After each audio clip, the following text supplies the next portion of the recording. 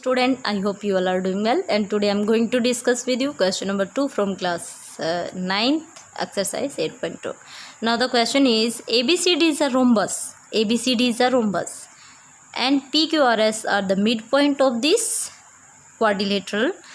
AB, BC, CD and D, these are the midpoint of, S is the midpoint of AD, R is the midpoint of DC and Q is the midpoint of CB. Okay, show that PQRS is a rectangle. PQRS is a rectangle. It means आपको ये एक rectangle prove करना है और rectangle के लिए क्या होना चाहिए, अपोजिट साइड इक्वल होनी चाहिए और इसका वन एंगल क्या होना चाहिए, 90 डिग्री, राइट। तो ये सब हमें प्रूव करना है। तो देखते हैं कैसे प्रूव करेंगे, स्टार्ट करते हैं। देखो सबसे पहले हमें क्या करना पड़ेगा, हमें सबसे पहले ये प्रूव करना पड़ेगा कि जो ये PQRS है ना, ये क्या है, एक पैरेललोग्राम है, राइट। अगर ये पैरेललोग्राम प्रूव हो जाता है देन हम एक एंगल 90 प्रूव करेंगे तो ये अपोजिट साइड इक्वल हो जाएगी पैरेललोग्राम की, हमें पता ही है। तो ये आपका रेक्टेंगल प्रूव हो जाएगा, रोम्बस तो ऑलरेडी है ही। ओके, तो स्टार्ट करते हैं। सबसे पहले हम क्या लेंगे, in triangle ABC, P and Q are the midpoints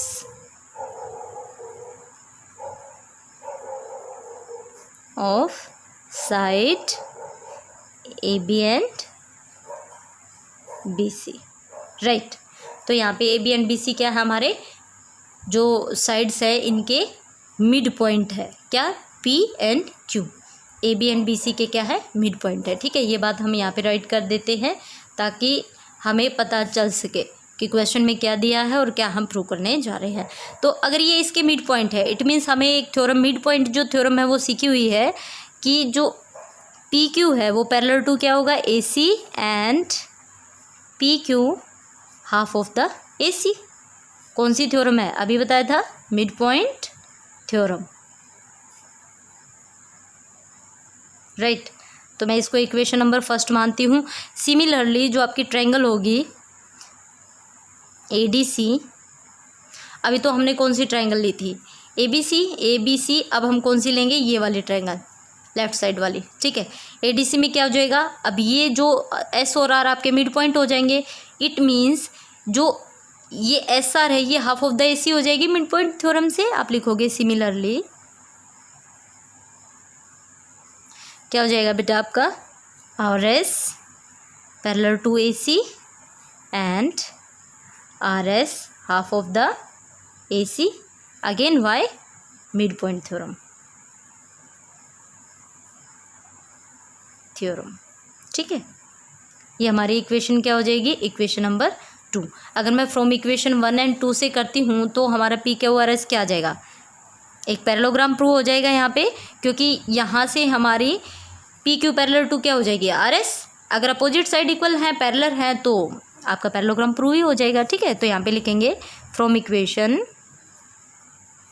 1 and 2 we obtain,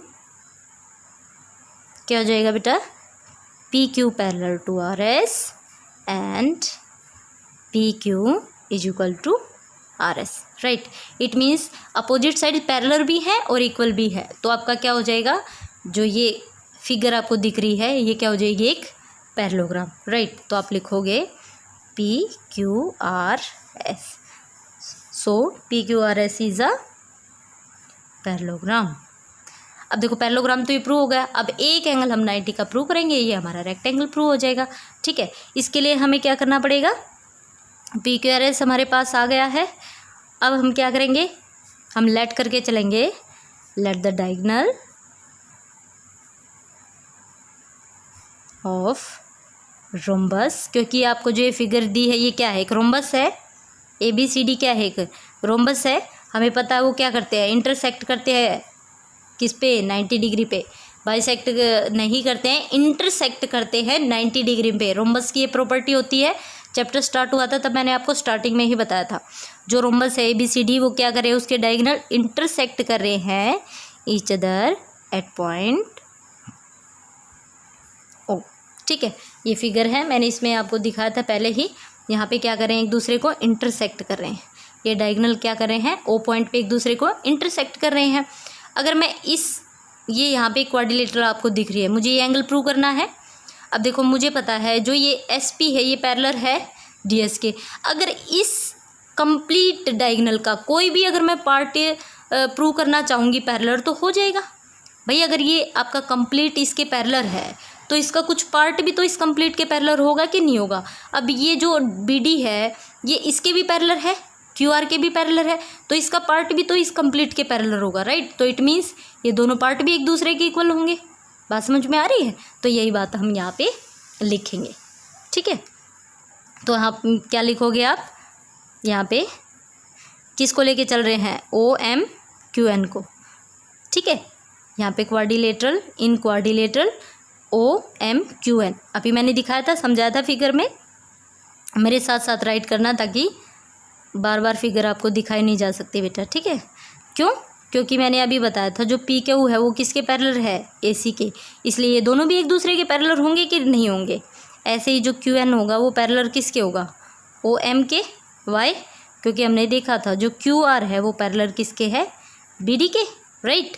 तो इसलिए यहाँ पे क्या हो जाएगा, जो ओ एम क्यू एन क्या हो जाएगा, एक पैरेललोग्राम। ये मैं पैरेलल का साइन लगा के जी एम लगा देती हूँ, इसका इट मीन्स क्या है, पैरेललोग्राम, ठीक है। आप डायरेक्ट पैरेललोग्राम भी लिख सकते हो और ये शॉर्ट फॉर्म भी होती है पैरेललोग्राम की, ठीक है। इसका मतलब क्या हो जाएगा बेटे, अगर ये पैरेललोग्राम है तो आपका एंगल जो एम क्यू एन होगा वो इज इक्वल टू क्या हो जाएगा, एंगल एन ओ एम। क्यों? क्योंकि जो पी क्यू आर है वो इक्वल टू क्या हो जाएगा, एन ओ एम। फिगर में देखते रहना, ठीक है।